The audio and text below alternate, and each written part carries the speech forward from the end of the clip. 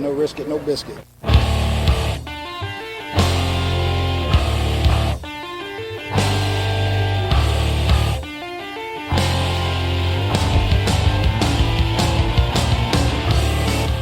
Coming from the Arizona desert, presented by SBNation.com. For Arizona Cardinals fans, by Arizona Cardinals fans, with outsider and insider perspectives, this is Revenge of the Birds.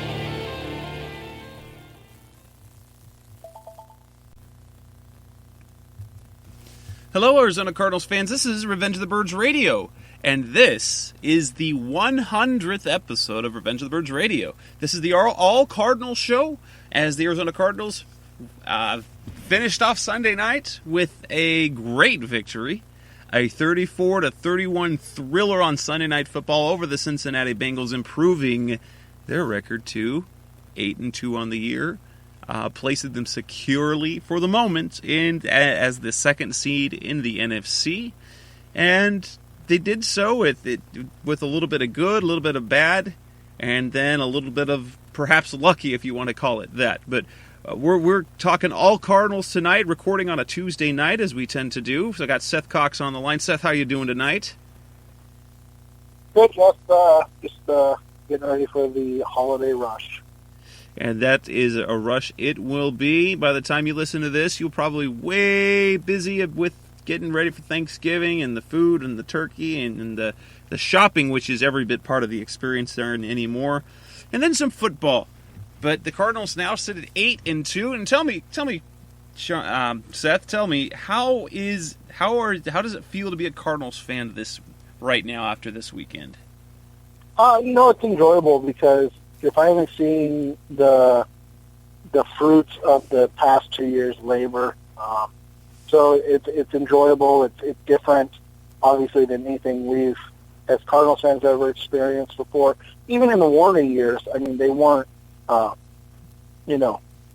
a top 7 team in the NFL all year. Like there were still the fluid ups and downs of that team. So it's enjoyable to sit back and watch this team and know that every game they should win. I think that's just a different experience than anything we've done, or anything we've had all year or all our lives. And what the greatest part about this game is, yes, this is the most excited I've been with the Cardinals team this late in the season now. Obviously, last year there was a lot of excitement, but it was in Game 10 when Carson Palmer went down, and so there was a lot of uncertainty moving forward. And it's good to be in a position now. This is, I think, probably you have to say, this is probably the best Cardinals team overall that we've ever seen. No, it's not Kurt Warner. No, we haven't made the Super Bowl yet, but you have to look at everything across the board. You got, wow, this is the most talented, the best team we've ever seen in Arizona. And it was a satisfying win. And really, the Cardinals, aside for a couple of hiccups, the season's been extremely satisfying because even in the game on Sunday, they played, you could say played poorly to start things out. But then they catch fire. This is a fun team to watch because they throw the ball down the field. They put up lots of points. It's just, I mean, as I noted in a post on for RevengeOfTheBirds.com, a lot of this were notes that were released by the team, but they put up 39 points on the number 2 scoring defense in the league entering Week 9, and they put up 34 on the league's number 1 scoring defense, which just leads to believe the Cardinals are, not messing themselves up. If they're playing the way they want to play, they can score on anybody. Yeah, they're the best offense in the NFL, and that's something I've talked about in text message with some people, and I think you and I have talked about it off the air, and that's, everybody, and not to take it away anything that Carson Palmer's done, because he's been stupid good, but this team, like, even when you put them up against New England or Carolina or even Green Bay, when you look at this team and the offense that has been built, how many guys on other teams, like those other three top teams, start for the Cardinals? Gronk, maybe. And so when you look at, no, not Gronk, maybe, obviously Gronk, but then you go from there and you're like, who else starts for the Patriots on the Cardinals outside of Tom Brady? No one really. I mean, maybe a healthy Julian Edelman, but probably not an Arians offense, right? Right. And so when you look at it, the team that's as close, if not maybe a little better, talent-wise, they just beat on Sunday night in Cincinnati. The difference is, and everybody, noticed it, I think, in the game, the Cardinals quarterback can make throws that the Bengals quarterback can't, and that is what the difference was in that game. It wasn't that Andy Dalton was bad, because he wasn't. It's just that Carson Palmer can do things that Andy. So maybe pound for pound, the Bengals, you stack up the Bengals and the Cardinals, and you go, okay, the Bengals have an advantage here, here, and here. But at the most important position, the Cardinals have an advantage. So that's why when you look at this Cardinals team and what they're doing, I think it's surprising in the sense that it's finally come to fruition. But when we just look at it overall, it really shouldn't be surprising because they've invested heavily to make sure that this offense was Carson Palmer proof, if you will. And I think we saw exactly that on Sunday. He came out, he made two really boneheaded mistakes, and this offense is so good it didn't even matter. It was like they didn't even happen. I mean, they still put up, 34? I can't even remember. Yeah, 34 points. Yeah, so they still put up 34 points on a team that hadn't given up, or had given up, I think, 30 total in the last 3 games. So this team, that's what I'm saying, like, as great as Carson Palmer has been, this team around him is so special that he almost has to be awful, like beyond awful, for it not to compete. And when he's able to get back into a groove like he did on Sunday night, they're literally unstoppable. And this is looking like, but even a different. This looks like the 2006 to 2009 Indianapolis Colts type of offense, or the greatest feel, like the Kurt Warner led Rams teams, where they just did what they want. The Cardinals, they're not getting as good a running game the last couple of weeks, and they're facing two very good defensive teams. But and you look at the game and said it wasn't a flawless game either. The Cardinals still really haven't put together a start to finish great game. Aside from bad teams, outside of Chicago. Yeah, I was going to say. Oh, and even Chicago had hiccups. I mean, San Francisco, that was a beatdown from start to finish. But San Fran's a mess, and so you almost discount a little bit because they're just a train wreck. So, in terms of confidence moving forward, at least I feel like this team really the sky's the limit, and I wouldn't be surprised. I feel like they should win I know they won't. I mean, if they do, wow. But I feel they should win every game that they play from here on out. And because how they came out these last 2 weeks in prime time, they sort of got the monkey off their back in terms of kind of overcoming Seattle. Yes, they beat them in 2013, but it said we got the whole notion that, Seattle's laying in wait. Took care of them.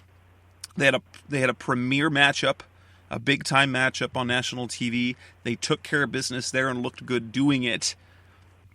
And now As I talked about as we were entering this game, entering the Seattle game after the bye, is if they really, these 4 games, so they got 2 more. They took care of the 2 hardest parts. The next 2 games, they can take care of it. Even though it's not quite mathematically, they will mathematically eliminate the. They will mathematically eliminate the Rams, I believe, if they win their next 2 games, including beating the Rams.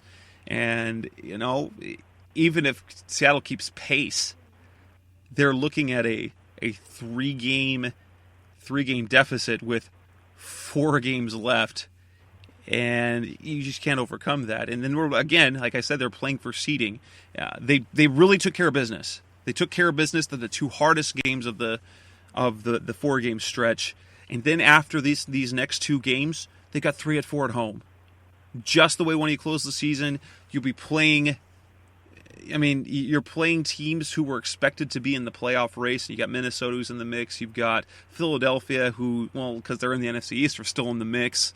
You've got Green Bay at home, and then you've got Seattle at home. And so you have a situation where you're confidently in the postseason and really tuning yourself up to make a run.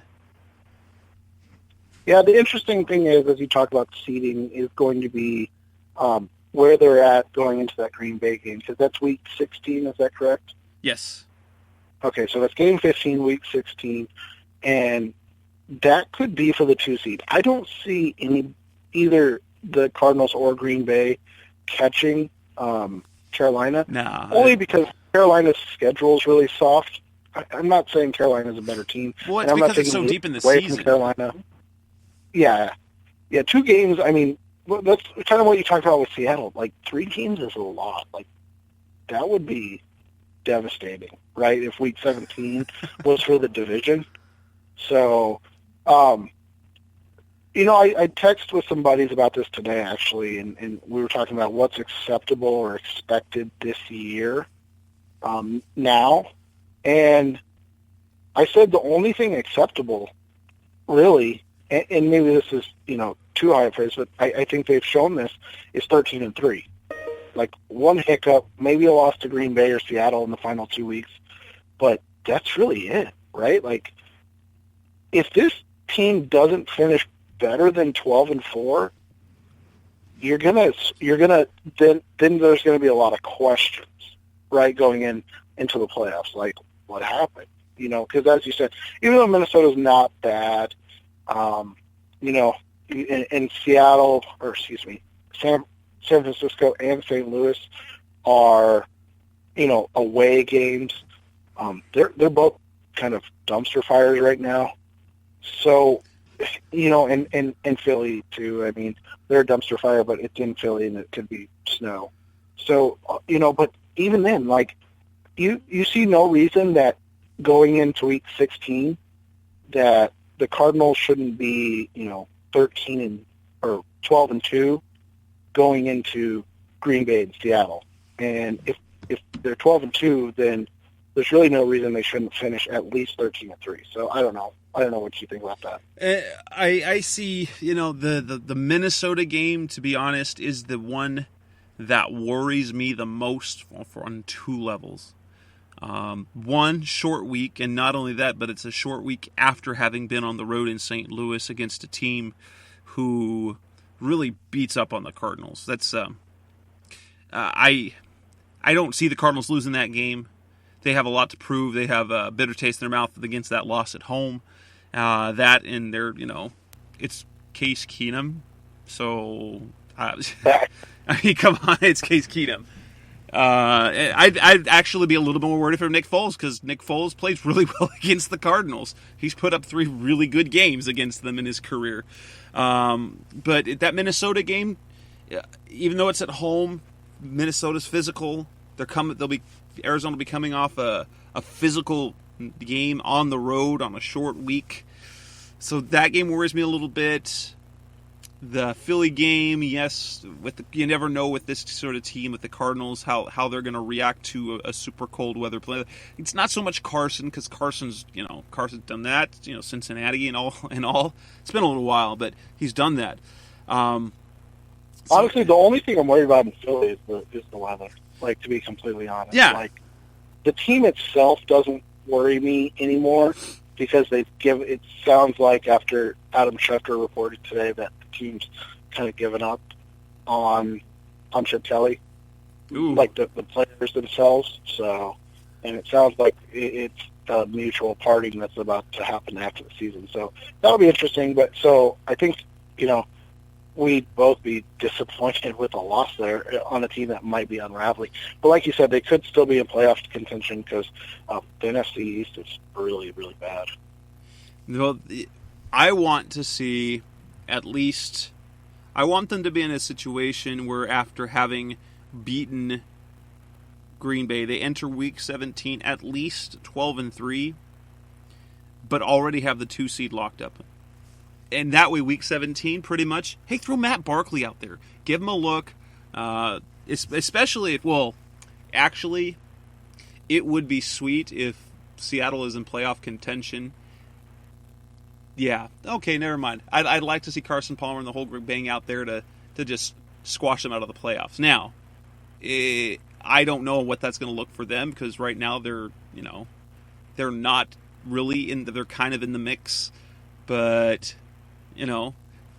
with both Tampa Bay and still ahead of them, even behind Tampa Bay, I think, is ahead of Seattle right now in terms of the non-playoff contenders. I think they're tied in by record-wise, but I think Tampa they have the edge. I might be wrong.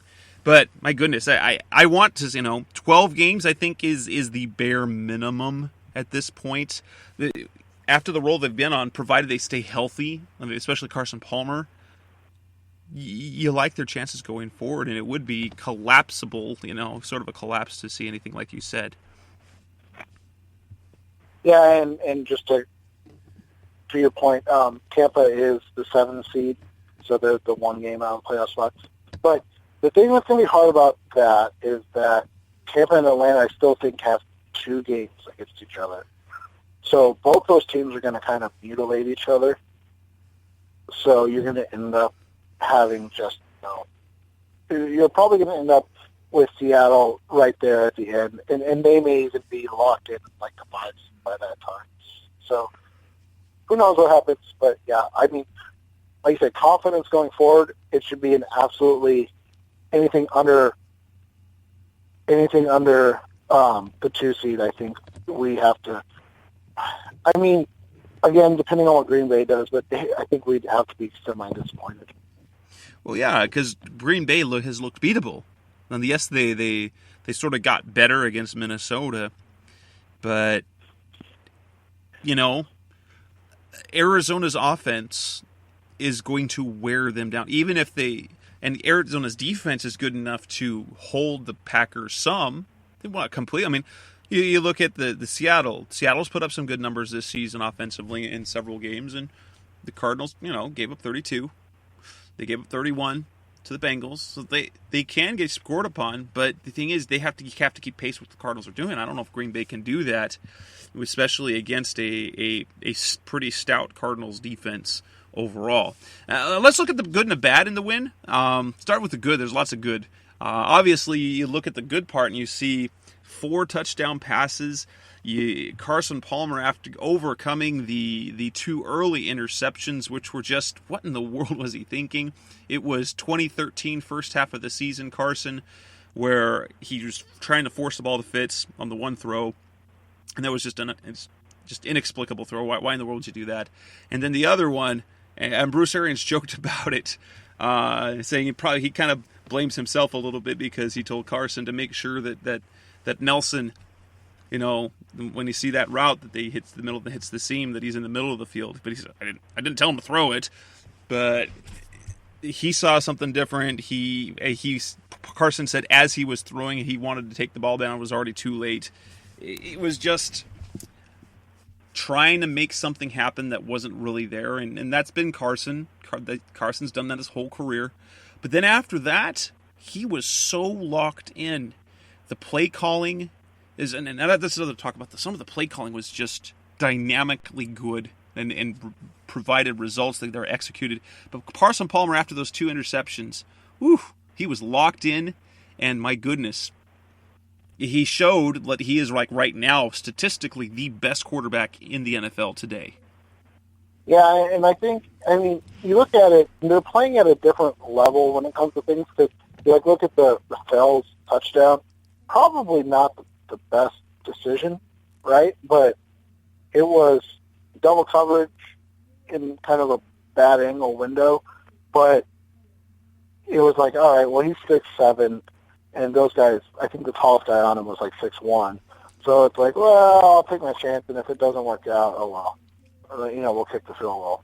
And that's probably not a great decision to make, but when you're, cooking, as they like to say, like Palmer has been, you get away with that stuff.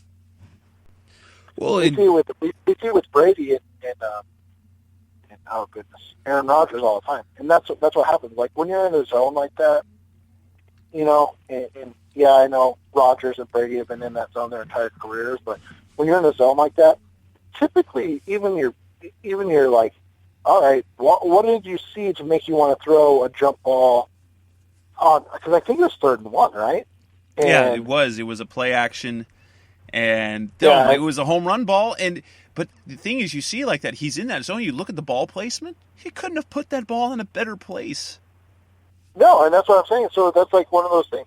You live with that throw, because that's why you live with the interceptions at this point, because he's got to make those.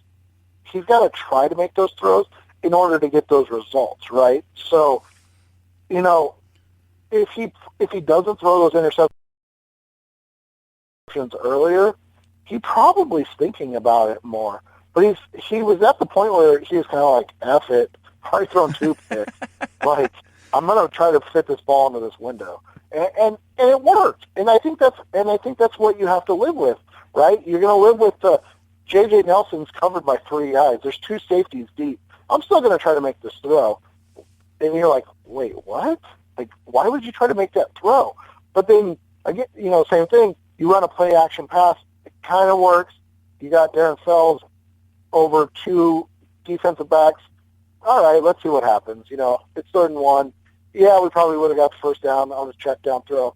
Let's see what happens. And it worked. And so that's what I'm saying. You live with those throws at the end of the game, because then you get throws like that at the end of the game. The John Brown touchdown was, one of those throws where he fit it into a really tight window between, the defender that was supposed to be getting depth and then, the corner that was beat.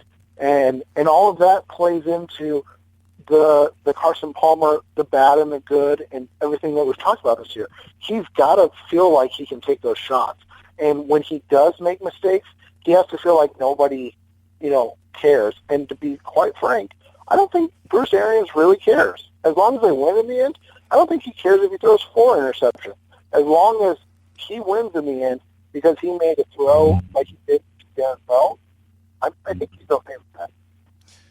What I like to kind of point as good on some of the play calling. There was that J.J. Nelson touchdown. For me, was a thing of beauty because of the play design on that one. It was there was some question. There was the 3rd and 1. When they brought in the 2 backs, he had, I believe it was Andre Ellington and David Johnson. David Johnson was the up back, and he took the up back handoff and got absolutely stuffed. But then you realize later in the game why they ran that play. It wasn't a great play call because there's the up back handoff, unless you've got an absolute bruiser, isn't necessarily a good thing to run, especially again a very talented defensive line like Cincinnati. But that play set up the J.J. Nelson touchdown when they faked the up back handoff. Carson rolls and moves to his right, shifts the pocket over. It looked like he's going to have Fitz come around kind of on a wheel, going to creep down the sideline, and then it gives you he's got J.J. Nelson speeding down diagonally down the field between two defenders. All he has to do is just loft it up over. Beautiful throw. He even J.J. had to wait up for a little bit, but it was over the top of the one defender and way off of the other one there was plenty of room and lots of space behind it. That play was beautiful because that short gain there, the 3rd and 1 when they used it up the middle there, was just a thing of beauty because it set up that touchdown. Yeah, and then that's what you want to see. The other thing was play calling was still fairly. I think they were close to that 60-40 split that you want to see from a Cardinals team. So that's something we talk about a lot. Even though we can tell, I don't need Pro Football Focus to give me their grade to tell you that Mike Iupati is the best offensive lineman on this line, right? Like I think we figured that out. He's not, special by any means in pass protection. But man, he's really the only guy that can run block on consistently on that offensive line. So that was rough to watch. Geno Atkins was living in the backfield, but it didn't matter because Bruce was like, I've got this going. I got this, we're rolling a little bit. I'm going to keep doing what I'm doing, and it just continues to work. On the other side of the ball, defensively, I think you have to be happy finally seeing the team finish sacks, because Andy Dalton looked like Russell Wilson a couple times out there. Oh my gosh, I was like, who is this kid? Why was he running option? Why he kept scrambling? Yeah, yes, he's able. Why stop it? Just stop. I don't want to see him scrambling and do the Colin Kaepernick and Russell Wilson big plays. But pass rush, they finished 4 sacks. You saw Marcus Golden who was disruptive. You got Dwight Freeney show up with one of his spin moves, and Rodney Gunter with the sack, and then Dan Buchanan got credit for one as well. They had some pressure in some of it, and it wasn't all good pressure, obviously, because Dalton's good. Dalton's a good quarterback. He's not a great quarterback. He's very good. But the pressure, until he actually gets hit, doesn't really faze him. Yeah, and that's what mattered in this game.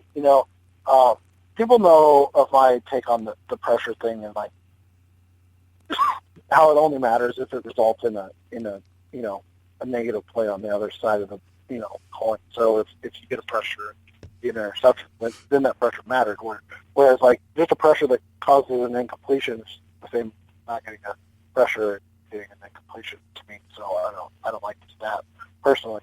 But what I do like is the fact that, like you said, they turned those pressures into 4 sacks. You saw Marcus Golden finally, I think that's only his 2nd sack of the season, right? Like, I know PFF has him at like 4 or something crazy like that, but isn't that his only like 2nd sack of the season? Let me check, because I think he might have had like one. I think he might have had 1.5. So I think he's had a couple of half sacks, is what it was.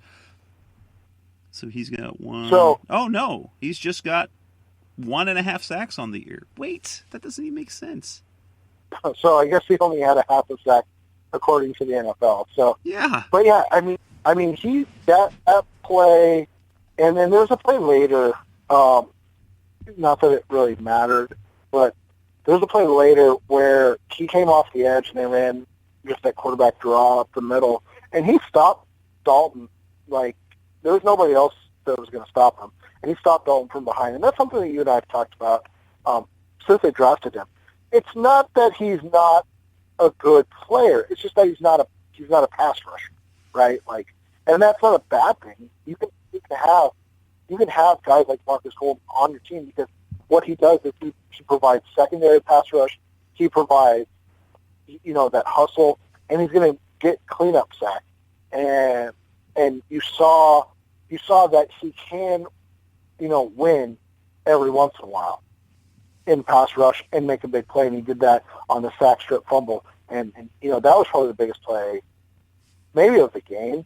I don't know if it was completely the biggest play of the game, but maybe defensively, right? Because they didn't cause any other turnovers. So yeah, and now you have to like how Patrick Peterson played. That had to be another positive in that game because he really. I just wasn't going to bring up Patrick because I don't know how healthy he is. So now As the latest I heard is that Bruce Arians said on SiriusXM NFL Radio that Patrick is probably going to be good for San Francisco. Not that I'm too worried if he had to sit out this week. I mean, honestly. Hold him out. But it looks like he'll probably be good to go. But he played a very good game. He got called for that early penalty. He allowed, when he was targeted, according to Pro Football Focus, he only gave up 2 catches for 24 yards when targeted 6 times when they were throwing at A.J. Green at him. On the other side, we'll talk about that in a little bit. But, he continued to show, and you saw a difference, even though Justin Bethel did well, relatively well in his place, the defense looked different when Patrick was off the field. It wasn't, they couldn't quite get the stops. No, and they can't blitz, right? So if they blitz, there's going to be a guy running free. Actually, there'll probably be 2 guys running free. So it makes a huge difference. What people don't understand, and we'll talk about it when we get to powers, but, man, what people don't get is the Cardinals ask so much of their cornerbacks. They ask them to stay on an island. And the Bengals receiving core, very talented. Basically the Cardinals. Yeah, Cardinals. Yeah. And so we're talking Cardinals with Floyd, who, we can get back in a second when I explain why J.J. Nelson plays. But,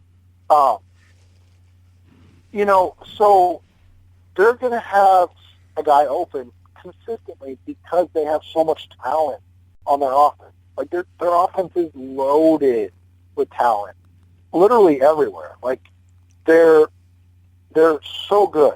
And so to see the defense and Peterson be able to, for the most part, shut down Green, was it, and Peterson did, but for the most part, the rest of the defense did as well. That was a huge deal. I think that just goes to show you that they are growing. But the demands that they put on their corners, so they can create pressure, because they do it backwards. Other teams use their defensive front to create pressure, and then use 7 guys drop back into coverage to make sure the wide receivers aren't open. Where the Cardinals spend 5 or 6. I think it's like 40+% of the time, and so they only have 5 or 6 guys in coverage. So you end up setting yourself up to be beat a lot, and you see that. But this week you saw the other end of it where they finished the sacks and they were able to get the Bengals off the field in big situations. So, and then my last good thing, and there was a lot, so I don't want anybody to think that there's only 3 good things because there was so much. But Bruce Arians' offense, and this is something you and I have talked about ad nauseum, Bruce Arians' offense is basically wide receiver proof in the fact that you only have to have a Larry Fitzgerald now or a Hines Ward then type of receiver as long as you have speed on the outside. Remember, Bruce Arians made Mike Wallace a star receiver. And then he got paid and he was awful, right? Exactly. So yes, for every Antonio Brown, you end up with Mike Wallace. So you have to remember that when everybody was asking where's Jerron Brown to replace Michael Floyd, the only reason Jerron Brown replaced Michael Floyd last week was because JJ was inactive. And the reason why Jerron is active over Nelson is not because of his receiver play. It's because of his special teams play. He's very important on special teams. You remember, if everyone can remember, early in the season, even dating back to the preseason, when Floyd was hurt, who was the number 3 receiver? It was J.J. Nelson, because he's fast and he's little, and that's what Bruce Arians wants. And he's better than anyone thought he would be. We've talked about that before. J.J. Nelson, he's far. We were hoping that he was supposed to be. He was just a kick returner. That's all he was. Yeah. He wasn't even a really dynamic receiver at UAB. But now he's making acrobatic catches. It's crazy that they've taken another basically unknown, just a small, skinny, fast guy, and turned him to what could be. They see something special in him. They see John Brown but faster in him. Yeah, and what people have to realize is, with Arians, all he needs is 2 vertical threat. And that's what he uses Michael Floyd for, right? Like, he doesn't use Michael Floyd like normal coaches would use Floyd. Like, most coaches would use Floyd as like a box-out, post-up type player because he's, 6'4", and 230 pounds, and he runs a 4.4. And then they'd go deep. But Arians runs Floyd like he's 5'9" and 150 pounds, because that's what he likes. That's what he likes, to be able to go vertical. And so instead of just having one guy go vertical, Floyd gives him the ability to have 2 guys go vertical. So when you talk about who's going to replace Floyd, or who fills in for Floyd, well, Nelson makes more sense because he does the same thing. He's just smaller. Like, that's the only difference. So, BA was asked about the whole speed issue again. He says, I just like speed. I want speed all over the field. He said it's nice when it's 6'4", 220, and I think I've downplayed a little bit just how much they like Michael Floyd. I think Bruce Arians really likes Michael Floyd. The comment that he made on the Big Red Rage a couple 3 weeks ago, or maybe it was on the radio, I don't remember which one, but he said the coaches love him. He said, I'm not worried about my role. The coaches love me, and maybe they do. Maybe they do keep him another year, because he gives them the speed that BA wants, but also in a really big target. Yeah, it's just a different version of the same thing that BA likes. So, yeah, so that's what you want to see, and that's what And so JJ had his breakout game. That's great to see him succeed, because he's such a awesome guy and a great story on a program that folded under, and to see him succeed, I think that speaks a lot to what that program did before they did fold. So let's move forward to we talked about the positive. That not everything was good. I mean, for one, the first half, offensive line wasn't playing real well. Now, again, we need to focus on the fact that Cincinnati's defensive line is really talented, a very talented line. But they struggled. Geno Atkins was just everywhere. And, the offensive line without Mike Iupati in there for a little bit looked really different. And, they're a capable line, but when you put Iupati in there, it just changes it just enough where the identity of the line is different. Yeah, they're much more physical, right? Like, they're physical, but they're physical with a purpose. So, I think having to play both Larson and Watford hurt more than we expected. It was like having Larson and Faneca, only a little bit better, maybe? Yeah, and I think what it shows is that, Arians is going to be fine. He's going to get his players out there, so it's not a huge deal, because everybody that he kept allows him to still run his offense. So, and that's all that really matters. But so yeah, the offensive line was, interesting to start the game. It got better, obviously, and it held up, and that's what really matters. I was going to go on the other side of the ball and just talk a little bit about. I think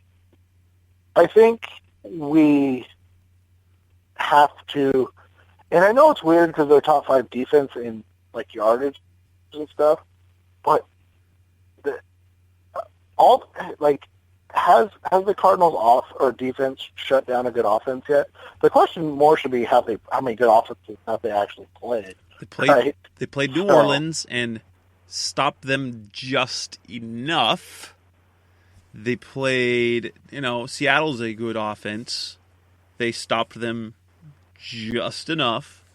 Pittsburgh's a good offense. They stopped them until they stopped Michael Vick, but they couldn't stop Landry Jones, who ran an offense a little bit more like you would see Ben Roethlisberger do. And, they've not been great against great offenses, but then again, great offenses tend to, be great. So they've been just good enough, which is if you look at what Bruce Arians wants on a team, he wants a dynamic offense and a defense that takes the ball away. The defense is doing just enough their job, and let's say this: it's much better than the other way around. Well, and what you look at is the fact that they're able to get stops in big situations. What I think it comes down to for this team is that they have a couple things that can be exploited, and there are teams that can exploit them. Obviously, we saw the exploitation of Gerard Powers, but how many teams have, 3 dynamic wide receivers, right? Like, you're not going to be super worried about Gerard Powers if you're playing the Carolina Panthers. Right, because it's Ted Ginn. Yeah, so, yeah. So, but maybe you are a little worried if you end up with I'm trying to think, like going through all the rosters. Maybe a Tampa Bay. I know that sounds weird, but, they have Vincent Jackson and Mike Evans, so maybe that could cause some issues. Well, and obviously, Gerard Powers just isn't. He's not Patrick Peterson. Bad. That's the thing. He's not Patrick Peterson. And outside of a guy like Patrick Peterson, Joel Rivas, or even Richard Sherman, guess what? Cornerbacks get beat because that's how they get beat all the time, and it's simply because that's how the league is set up. And so when you have a guy who can stop receivers, that's why he's so valuable. Gerard Powers plays really well. He's not Patrick Peterson all the time, and he does get beat, though. And when he does get beat noticeably at times. But, I'll keep saying this, guys. For all you Cardinals fans who think they need a better option, put Bethel on the side, I'll tell you this. Gerard Powers is better than Justin Bethel. There's a reason why Bethel's not playing that position. Powers is better. Bethel might have more upside. Yeah. But he doesn't. He's going to blow more assignments. Well, and Bethel got torched on a couple plays, but bad throws. He should have. Oh my gosh, he should have inserted that pass, and it never should have been It never should have even mattered. The ball just hit him in the hands. Oh my gosh! And he turned around a little bit late, but that almost touchdown was because he tipped the ball up in the air so AJ could catch it. Yeah, and I think the other thing is that we've talked about it since he was drafted, but Kevin Minter being on the field in coverage is not ideal. I think it was 6 catches for like 96 yards or something he gave up. Yeah. Then the other time he was targeted when it was incompletion, Gio dropped. Yeah, and so but again, how many teams can take advantage of that? And so when you nitpick through this stuff, you keep it in the back of your mind for like, okay, when we see Green Bay, if Devontae Adams figures out how to catch the ball ever, and then and Randall Cobb's healthy and Eddie Lacy stops eating cheeseburgers, maybe then you're concerned, but not completely. Obviously, the AFC is a whole different animal, but the Cardinals just showed they can beat the number 2 seed in the AFC. So it's not, it's not the end of the world that you have these problems. It's just something that you keep in mind for later on and go, okay, if they were to come up against a team again like Cincinnati, you know what matchups can be exploited, and so you hope that those, do not get overwhelm the whole team. But other than that, like I said, the offensive line for, what was it, about 20 minutes, 25 minutes, and then the fact that the Cardinals don't have the secondary defensive players in Powers and Minter who keep up with secondary options that are as good as Marvin Jones, Mohamed Sanu, and Gio Bernard. Well, and it wasn't just that. It wasn't just that, because it wasn't just losing Peterson out there, but they lost Frosty Rucker, so they had almost had to completely abandon any base where they had 3 down linemen. So they were almost going with just 2 down linemen for almost the entire second half, because when Frosty went out. And Frosty's a big, big part of that defensive line success they have. Yeah, absolutely. So I think again, it's just stuff that you keep in the back of your mind. But you hate to nitpick too much when you win a game against a team that's 8-1. Let's talk about the rookies, because the rookies 3 rookies got game balls. 4 rookies contributed heavily in that game. So Rodney Gunter got a game ball for his sack. Marcus Golden got a game ball. J.J. Nelson got a game ball. And David Johnson caught another touchdown pass. Mr. Touchdown. So, and it's coming at a crucial time. Bruce Arians made the comment again, something that he's not afraid to play rookies. He just doesn't like to do it. He'll do it if he has to, but he still kind of has the same mentality that Ken Whisenhunt had before him, is, you prepare the rookies so that they're ready by Thanksgiving or ready by November. Now, we're now at the end of November. The depth is being tested because you've got guys like Frosty Rucker's hurt, Michael Floyd who's hurt, Jonathan Cooper. So you're starting to have the the injuries and the toll of the length and the physicality of the NFL season. And now these rookies get a chance. Marcus Golden and Rodney Gunter have gotten a significant role early on, and it's showing now. David Johnson as well. J.J. Nelson flashed a little bit early on, then got hurt. But, this is the sort of thing, it kind of shows you, hey, solid. It's not necessarily special. There's some potential there. Gunter could be special. He's got a lot of potential there. Golden will be solid. J.J. Nelson, if he contributes what he does, like he did on Sunday, once every 5 games, that's more than you could ever expect from a 5th-round pick out of a tiny school and a tiny frame. So you're seeing the quality of the Steve Keim drafts in the back end. Yeah, and you're still obviously outside of Golden, you're still waiting for consistent, what's the word I'm looking for? Contributions, but I think you have to be happy with the fact that you don't need them. So it doesn't really matter, right? If they needed those contributions and then they weren't getting them or couldn't get them, that would be worse than the fact that they don't really those guys to contribute, but then when they're called on, they're able to contribute. So, I don't know, it's like one of those interesting, damned if you do, damned if you don't type things, because they're not necessarily needed, but, they are, when they are needed, they're successful. So you have to just be excited about that fact that even in very limited work, they're able to go out there and play well and have a positive impact on the game. You'll be interested in this because Marcus Golden gets a lot of love from Pro Football Focus. There was a stat that came out that among the 3-4 outside linebackers, he's like the only one who grades above a 71 in all 3 phases against the run, in pass rushing, and in coverage. He consistently gets that sort of the love that Pro Football Focus has. He's like the only one who's played in X amount of things who still doesn't have a missed tackle.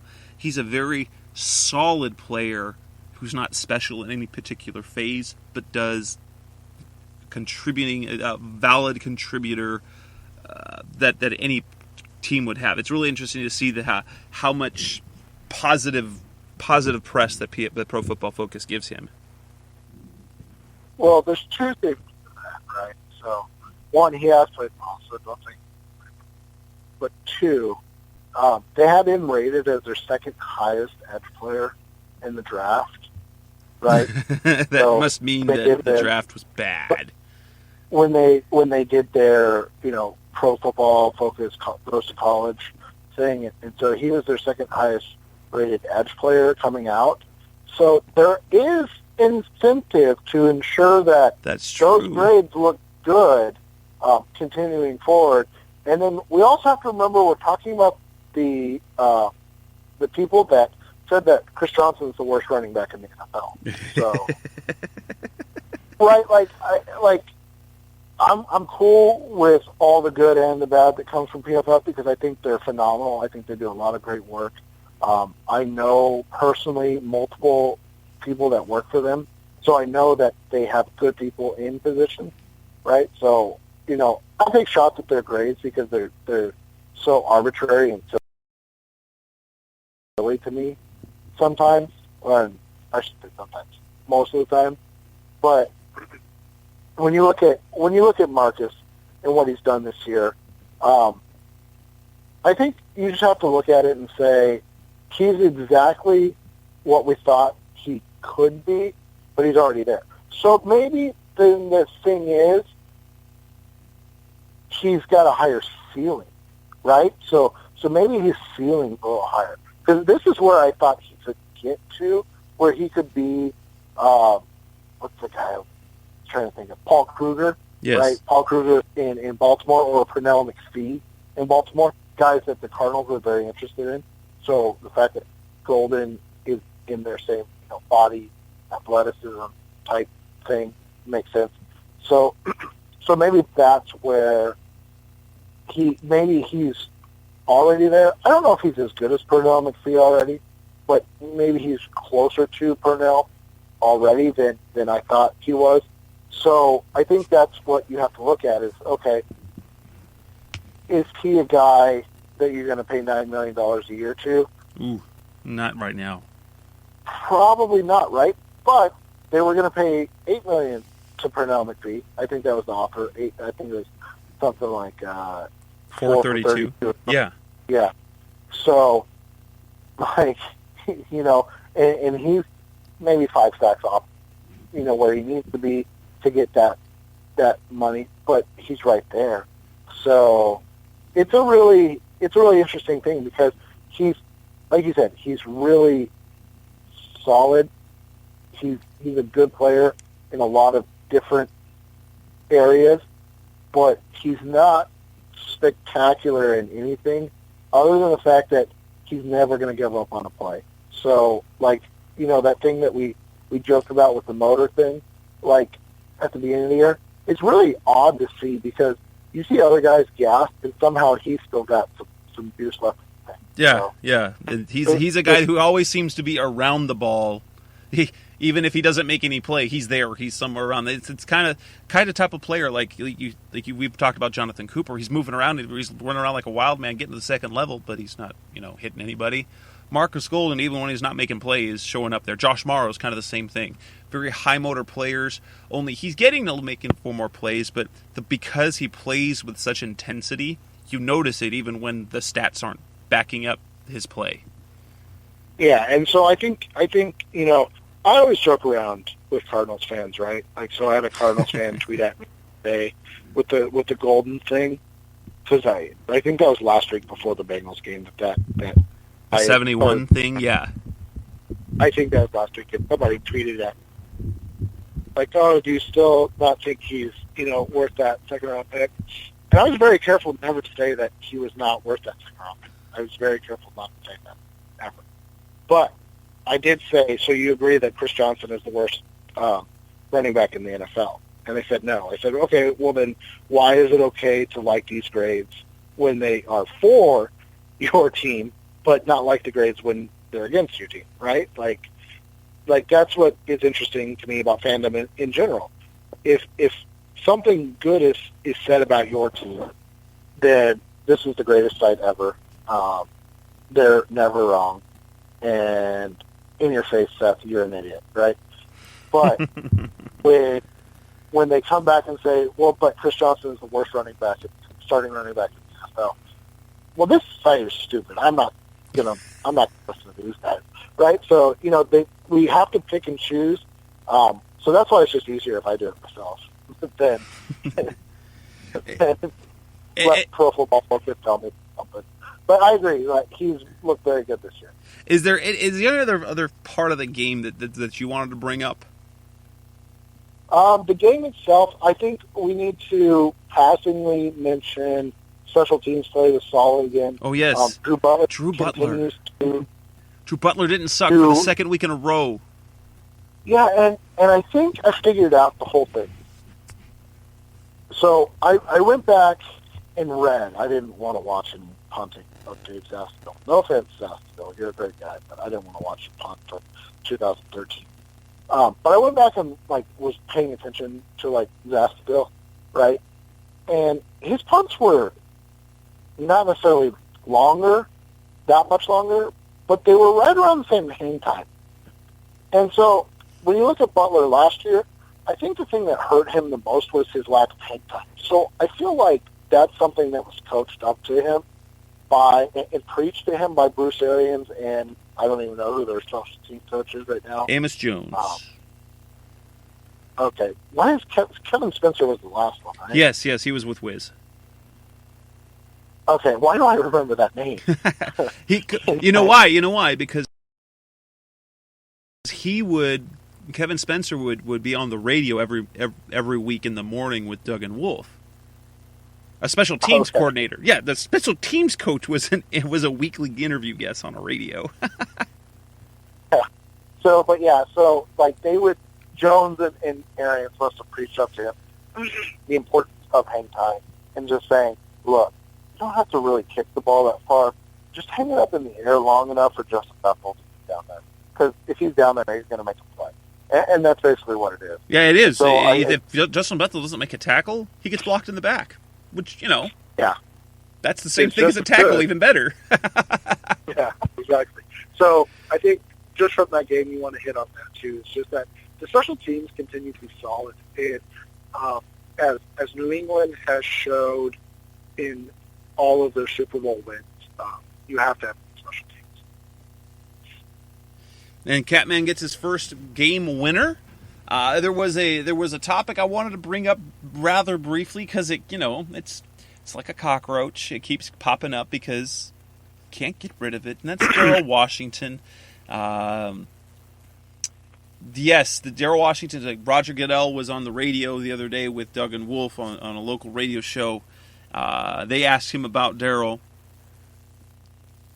Commissioner Goodell said he's aware of his unchanged status, and that it sounds like he's never even seen. So this is what I got from it, because the professionals haven't even gotten to Goodell. He's not ready.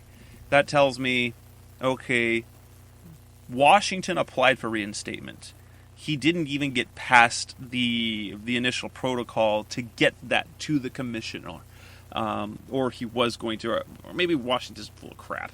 Then Jay Glazer on some pregame show said that if I guess the topic was as enough to talk about it with the Cardinals, is that Washington, while suspended, has had multiple violations of the substance abuse policy. Ian Rappaport, unless he was citing previous information that was called sort of note, said again it is an issue with mostly missed tests. So, yeah. And the one thing I wrote about it today,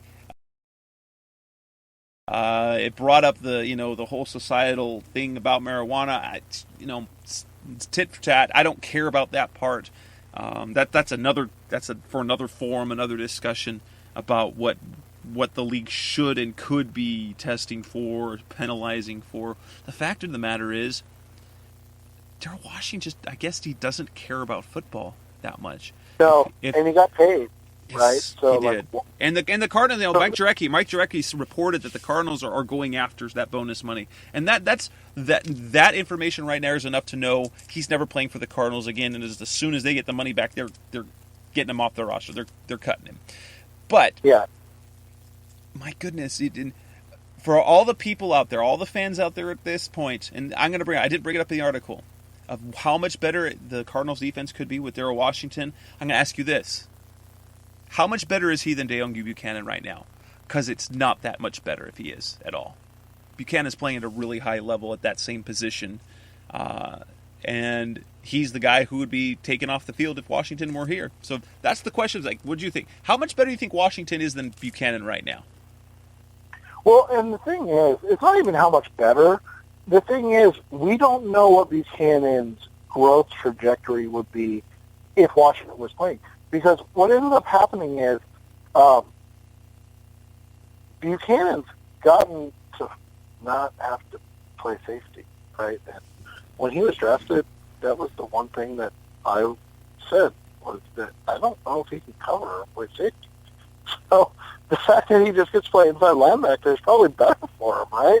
Like, not a dig at the guy because he's playing out of his mind, but he's probably a better inside linebacker right now and in the future than he is a safety, and that's okay. Like, there's nothing wrong with that. And so when you look at it, the question then becomes, right, if you put Washington back on there, is Buchanan's trajectory the same as a safety? Is he able to beat out Tony Jefferson or Rashad Johnson and stay on the field? And while it hasn't been enough time to see, the evidence would be no right now because he's not great coverage. So maybe the only benefit to having Washington back, and I say maybe because the year that Washington was here with Carlos Dansby, the best inside linebacker tandem that they've had, that's when they got torched by all those tight ends. So let's not act like Darryl Washington coming back and DeYoung Buchanan being here, all of a sudden, like, everything's fixed, right? So Because there's really know. not much to fix right now, to be honest, between what they're doing. and that's the thing. That's what people gotta understand is, right? Like, Washington picked what he loves. You can't fault a guy for that. Like, if a guy doesn't love football, you can't make him come out here and be a football player. So just don't take your team's money.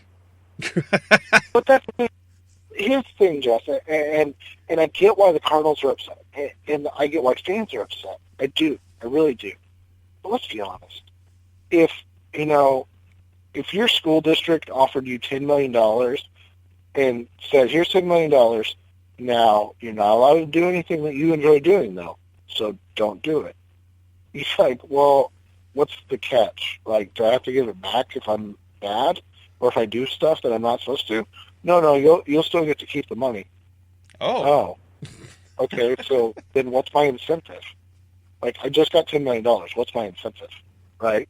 And so, let's be honest. Most of us would probably do what we wanted to do too, and he chose. Like, you can be upset that the Cardinals were duped, or whatever.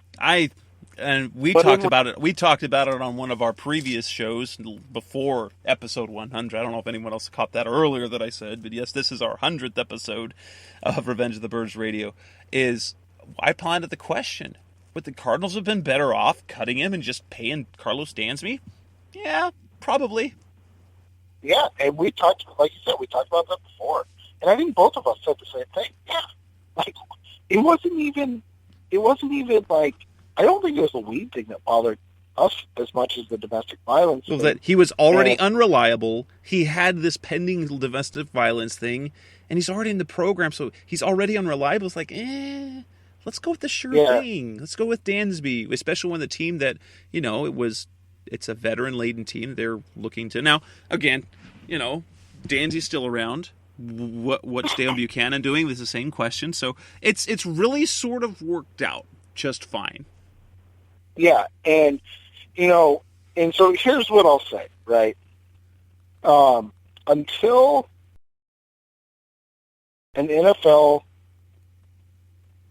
executive or a reporter or the Cardinals say something, take everything you hear with a grain of salt.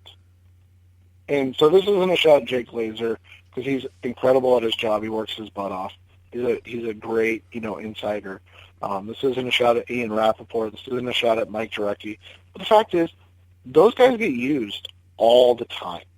Like, all the time. And half of their, source info vetting stuff is figuring out what is information that is actual information and what is information being fed to them in order to further somebody else's agenda, right? And right. So that's what people have to understand. So you look at this information and you say, okay, well, I think we already figured that, but that's good to know, and I'll just keep that in mind. But in the end, does it really matter? Honestly, he's never playing for the Cardinals again. Everyone, we can lament that he's never coming back, and I don't know if he'll play in the NFL again. And I don't think he wants to. That's the whole thing that people are missing. If dude's missing drug tests, is being reported, then dude doesn't want to play in the NFL, and that's okay. That's his life. That's his decision to make. If he doesn't want to be in the NFL, then that's on him. That's not anybody else's responsibility. That's just on him. But yeah, that was enough talking about Darryl Washington. I hope I don't ever have to talk about him again, because it frustrates me how the what if this or what if that. Really, what if you look at the games that he was here? The years he was here. Did the Cardinals do anything? No, they didn't. They won 5 games. No. They won 8 games. They won 5 games. And then they won 10 games, but didn't make the playoffs. He was fun to watch. The thing is, he's a great player, and it's frustrating to see his talent wasted. But again, if a guy doesn't want to do something, even though he's great at it, we can't make him. And that's the unfortunate reality. So, it just sucks that it happens to be a player on the team that we are fans of. Looking ahead to the San Francisco 49ers, is there anything of concern that we should look for, or can we lick our chops at the fact that we're going to get to see Blaine Gabbert play for the 49ers, which is always a really good thing, even though they're playing better with Blaine Gabbert than they were playing with Colin Kaepernick. And that in itself is a strange thing. But I'm so excited to see the Cardinals go up against Blaine Gabbert, because it's Blaine Gabbert. Well, it's not just that, right? It's Sean Jerome. I don't even know who that guy is, to be completely honest.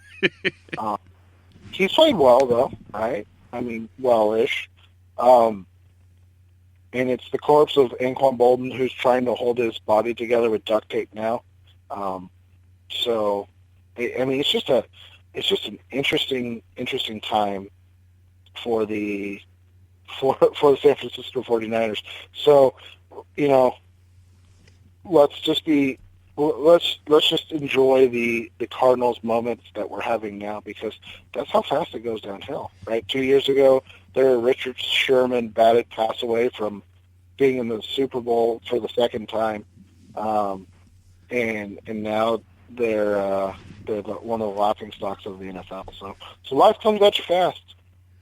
Hey, that sounds like a Geico commercial, but that'll wrap it up for episode number 100 of Revenge of the Birds Radio. Thanks for if you've been with us for all 100 episodes, I applaud you personally. We've had some good ones, we've had some rough ones, and had some great interviews. But I hope you're back next week. I do not have planned right now, especially with the holidays, of having a preview podcast with Niners Nation, just simply because we'll be busy eating turkey and buying crap from stores, paying a little bit of money from things we probably didn't really need or should have gotten anyway. But so we will be back here again in a week for our All Cardinals show to talk about what will hopefully be a dismantling of the 49ers for a second time. And on behalf of everyone at Revenge of the Birds, thank you for listening. You can find us with lots of different ways. iTunes, Stitcher Radio, Blog Talk Radio, just revengeofthebirds.com. Coming soon, Google Play Podcasts. I'm Jess Ruth. That's Seth Cox. Everybody, thanks for listening. Have a great night. Oh, good night, everyone. You've been listening to Revenge of the Birds. Keep the conversation going by visiting revengeofthebirds.com. Follow us on Twitter at Revenge of Birds. You can also find us on iTunes at facebook.com/Revenge of the Birds.